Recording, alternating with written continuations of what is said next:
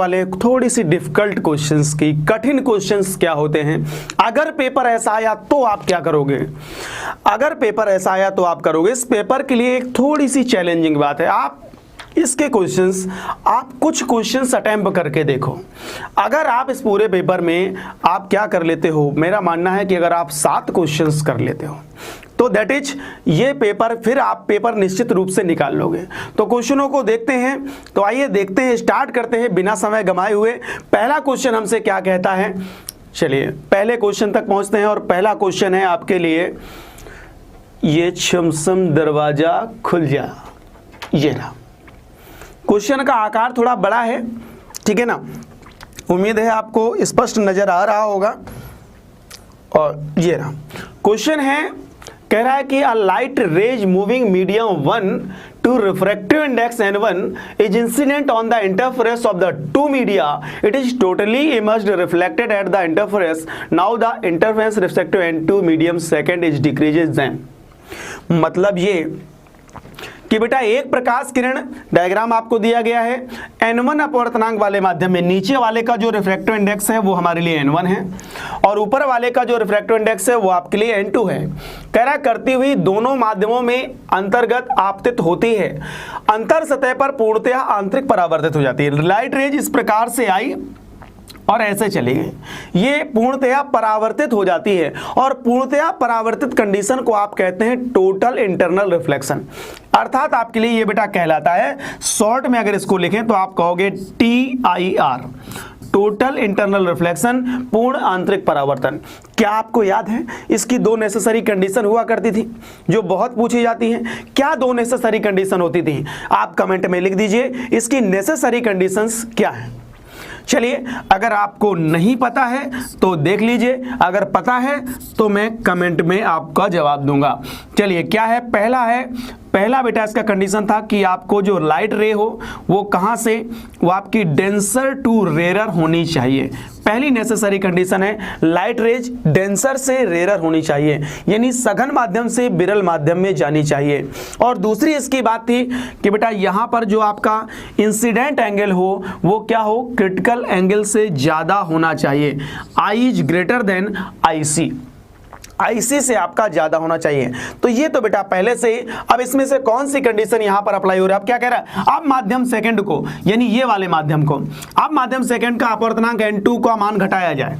n2 पहले से ही कैसा है, रेरर है, उसके बाद इसको अगर और घटा दिया जाए, ऐसे घटाने की कंडीशन में तो क्या बेटा ये रेरर नहीं बना रहेगा, बना रहेगा। रेज कहां से आ रही, डेंसर से, जा कहां रही है, रेरर में। तो रेरर से जब डेंसर से रेरर में जा रही है, सघन से विरल में जा रही है, और विरल वाले को और विरल कर दिया जाए तो क्या इससे कोई फर्क पड़ेगा, नहीं पड़ेगा। यानी कंडीशन क्या तब भी सेटिस्फाइड होगी, हाँ होगी। अगर तब भी कंडीशन सेटिस्फाइड होगी तो फिर बताइएगा कि यहां पर हमारे लिए अब 4 ऑप्शन आपके लिए गए हैं। कह रहा है किरण पूर्णतया सेकंड माध्यम में जाएगी, सेकंड में ही पूरी तरह से चली जाएगी, नहीं जाएगी, क्योंकि ये जब नीचे वापस आ रही थी तो जाने का कोई प्रश्न नहीं। किरण अंतर्गत पूर्णतया समांतर हो जाएगी, पैरेलल आ जाएगी, नहीं होगी।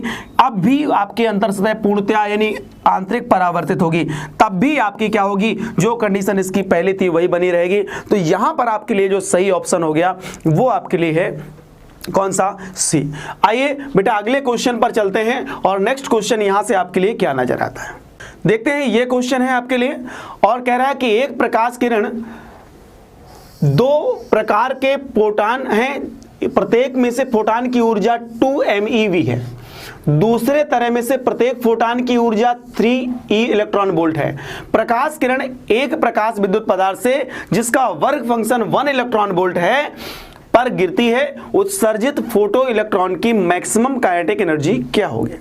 ये मॉडर्न फिजिक्स से क्वेश्चंस हो गया। आप जानते हैं कि मॉडर्न का हिस्सा इस समय काफी ज्यादा रूप से पूछा जाता है। तो आइए इस क्वेश्चन को समझते हैं। क्या कह रहा है, कह रहा है बेटा एक 2 प्रकार के फोटोन है, एक की प्रत्येक की जो फोटोन की एनर्जी है वो 2 मेगा इलेक्ट्रॉन वोल्ट है, और दूसरे तरह में से प्रत्येक फोटोन है, यानी पहला तरह का है उसका 2 है, दूसरे वाले के लिए कितना है, 3 है। और जिनका जो प्रत्येक का जो वर्क फंक्शन है वो आपके लिए कितना है बेटा, वर्क फंक्शन यहाँ पर जो उत्सर्जित प्रोटॉन का है वो आपके लिए है 1 इलेक्ट्रॉन वोल्ट। और सभी पहली चीज बेटा किसमें है, इलेक्ट्रॉन वोल्ट में है। और अगर ये इलेक्ट्रॉन वोल्ट में है तो यहां पर फिर आपसे पूछा गया है काइनेटिक एनर्जी क्या होगी। तो इसका ये फोटो इलेक्ट्रिक इक्वेशन में आपने एक कंडीशन आपने पढ़ी थी कि जो एच न्यू आता है वो दो पार्ट में बेटा डिवाइड होता है, कुछ तो काइनेटिक एनर्जी में और बचा हुआ वर्क फंक्शन में। इन दोनों का जो एडिशन है वो दोनों किसके बराबर होगा, वो दोनों बराबर रहता है आपके लिए काइनेटिक एनर्जी में और वर्क फंक्शन के बराबर रहता है। अब इन दिस सिचुएशन यहां पर आपके पास जो प्रत्येक की ऊर्जा थी कितनी थी, 3 थी, और एक इसका हमारे लिए क्या है वर्क फंक्शन, यानी प्रत्येक की टोटल ऊर्जा हमारे लिए ये बेटा 3 इलेक्ट्रॉन वोल्ट है, ठीक है ना, और आपका जो वर्क फंक्शन है वो 1 है। अब आपसे काइनेटिक एनर्जी पूछ रहा है तो निश्चित बात है कि बेटा क्या हो जाएगा, एच न्यू बराबर होगा K + W के। तो इन दोनों का एडिशन इसके बराबर होना चाहिए, 3 है ये 1 है, तो निश्चित बात है ये 2 हो जाएगा, तो 2 इलेक्ट्रॉन वोल्ट। तो यहां पर जो हमारे लिए आंसर बेटा मिल रहा है वो है बेटा 2 इलेक्ट्रॉन वोल्ट लिखा है ऑप्शन बी में, तो करेक्ट ऑप्शन हो गया हमारे लिए बी। बात चलिए पहुंच चलते हैं बेटा अगले क्वेश्चन पर, और अगला क्वेश्चन यहां पर आधा दिख रहा है लेकिन थोड़ा सा पढ़ लेते हैं। कह रहा है 4 उत्तल लेंस है ABCD, निकाय पर अक्षों के समांतर प्रकाश किरण पुंज आपतित होता है। लेंस ABCD की फोकस की लेंथ 30, 10, 30, 10 रिस्पेक्टिवली, बी और सी 20। ए और डी के मध्य कितनी दूरी होनी चाहिए कि अपवर्तन के पश्चात किरणें फर्स्ट, सेकंड, फिफ्थ रेंज में हो जाए। मतलब इसका सबसे पहले हमें डायग्राम को समझना होगा, तो आइए इसको थोड़ा सा ले लेते हैं, और ये आपके लिए प्रदर्शित हो गया यहाँ पर डायग्राम। इसी डायग्राम की सहायता से आपको क्वेश्चंस का सॉल्यूशन देखना है। तो सभी के लिए आपको इसमें फोकल लेंथ बता दी गई है, देख रहे हैं ABCD, 4 आपके रीजन आपको बताए गए, first reason, second reason, third reason, fourth reason, fifth reason. Condition क्या है फाइनली, अपवर्तन के पश्चात किरणें फर्स्ट, थर्ड, फिफ्थ अक्ष में समांतर हो जाएं। आपस में कैसे हो जाएं बेटा, फर्स्ट आपका ये है जो पहले से ही पैरेलल है, दूसरा कह रहा है थर्ड रीजन, यहां पर भी आपस में कैसी होनी चाहिए, पैरेलल जानी चाहिए, यानी रेज ऐसी जानी चाहिए इस प्रकार से। अच्छा यहां पर भी फिफ्थ रीजन में भी कैसे हो जाए, पैरेलल हो जाए। ऐसी सिचुएशन आपको बनानी है कि यहां पर ये पैरेलल हो जाए, जबकि बी और सी के बीच की दूरी आपको 20 सेंटीमीटर बता रखी है, ये वाली डिस्टेंस आपके लिए 20 सेंटीमीटर है। अब ये आ रही है, अब जरा क्या इनकी फोकल लेंथ पता है, हाँ पता है, पहले वाले का 30 है, जो पैरेलल आती है तो निश्चित बात है क्या फोकस से होके जाएंगी, हाँ या ना, पक्का ये फोकस से होके जाएंगी। तो इसका मतलब ये आप करके कुछ इस प्रकार से मिल रहे होंगे, ऐसे मिल रहे होंगे। तो बेटा यहां से जो यहां तक की दूरी हो गई वो आप कह दोगे कि सर इसके लिए ये 30 सेंटीमीटर में मिलेंगे पहले वाले लेंस से। अच्छा दूसरे वाले की फोकस है बेटा 10, तो फोकस में ही गिरनी चाहिए तभी आपस में पैरेलल हो सकती हैं। तो इसकी जो फोकल लेंथ हो गई वो हो गई हमारे लिए 10। ये कुल दूरी अगर इन दोनों लेंसों के बीच की पूछी जाए तो 30 + 10 it means we can say 40, ये कितना हो जाएगा, 40 हो जाएगा। चलिए उसके बाद फिर ये पैरेलल चली जाती है, जाने के बाद जैसे इसके पास पैरेलल इसमें जाके गिरी तो क्या हुआ, फिर से इसके फोकस में मिलेंगी, इसके फोकस में मिल गई। और बेटा तीसरे वाले का जो फोकल है वो भी कितना दिया है 30, और अगले वाले का फिर से आपके पास कितना है बेटा 10, तो ये इसकी भी बीच की दूरी कितनी हो गई 40। 40 आपका यहां पर, 40 आपका यहां पर, 20 आपका यहां पर, तो यानी टोटल जो डिस्टेंस हो गई वो हमारे लिए हो गई 40 + 40 + 20। क्लियर है। अब आपसे क्वेश्चन में ये पूछ रहा था कि बताइए मध्य कितनी दूरी होनी चाहिए, आपके इनके रीजन के बीच में ए और डी लेंस के बीच में कितनी दूरी होनी चाहिए, तो इतनी दूरी होनी चाहिए 40 + 40 + 20। So your answer is 100 centimetre. तो your correct answer is 100 centimetre, it means your C option are correct. चलते हैं बेटा अगले क्वेश्चन पर, और अगला क्वेश्चन यहां से आपको क्या नजर आता है जरा उसके बारे में हम लोग देख लेते हैं।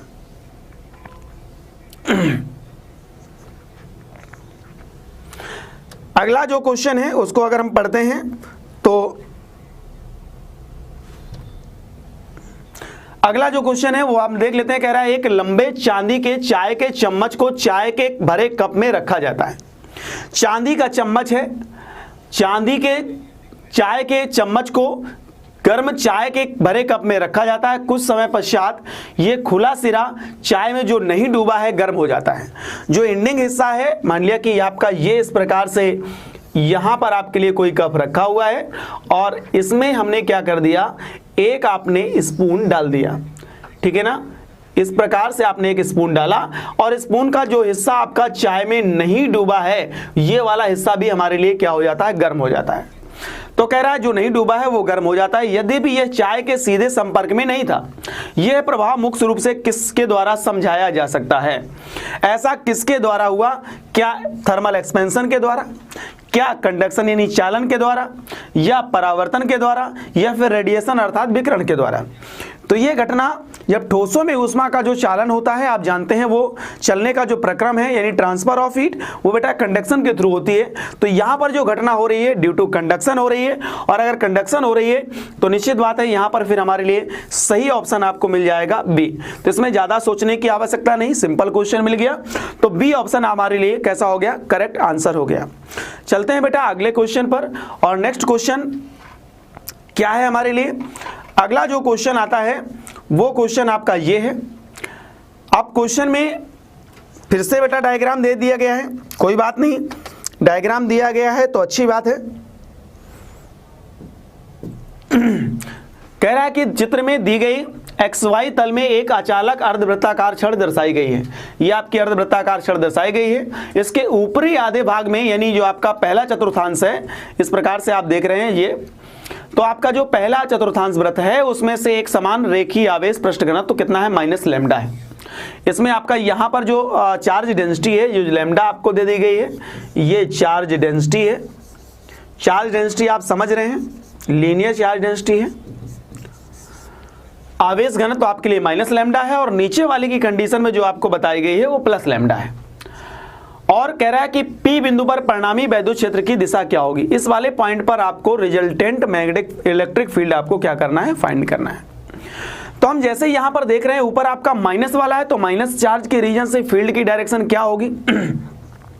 हम जहां पर निकालना होता है वहां हम प्लस चार्ज समझते हैं, तो यहां पर प्लस का चार्ज है, डायरेक्शन का खेल है। यहां पर प्लस का चार्ज है, अब यहां पर अगर प्लस का है तो माइनस वाला इसको अपनी तरफ अट्रैक्ट करेगा, और प्लस वाला इसको अपनी तरफ क्या करेगा? रिपल करेगा।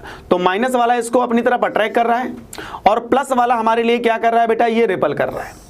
तो प्लस वाले की रीजन से इधर हो जाएगा, और माइनस वाले की रीजन से आपका फील्ड की डायरेक्शन कुछ इधर हो जाएगी। चलिए प्लस माइनस दोनों की रीजन से निकालिए। अब रिजल्टेंट फील्ड कहाँ होगी? तो इन दोनों का डायग्राम कुछ हमारे पास इस प्रकार से बन के आ गया। तो रिजल्टेंट क्या होगा? इन दोनों के पैरेललोग्राम लॉ के थ्रू इनके बीच से होके जाएगा, यानी y में प्रदर्शित होगा। तो y अक्ष के अनुदिश यहाँ पर आपको नजर आ रहा ऑप्शन आपका बी। तो करेक्ट ऑप्शन हमारे लिए हो गया बेटा बी, यानी आप कह देंगे along y axis, along y axis. That's your correct answer.